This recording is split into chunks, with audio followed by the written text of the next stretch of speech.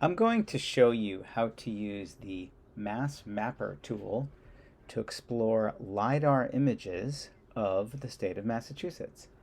So either in the search bar up here or down here, you can just type in Massmapper and hit return.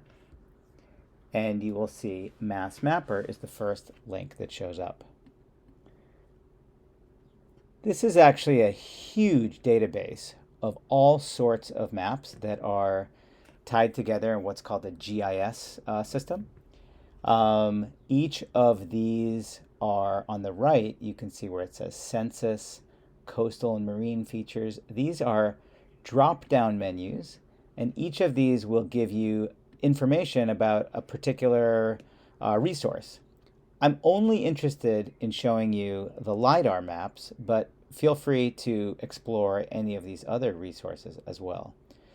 To access the LIDAR maps, you're going to go over to this area here with all of these titles, click on Images, and you will see these additional features show up under Images.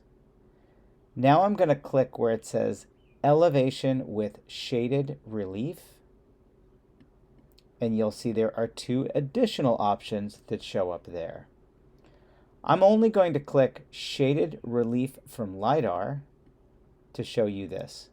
And now you see the entire map has this grayscale, and this is actually all of the LIDAR information stitched together. Once I'm here, now I can zoom in and move around to different locations in the state. So I could zoom in, I can use my cursor to drag the map around. I can also enter an address, for example, 120 Seminary Ave in Auburndale.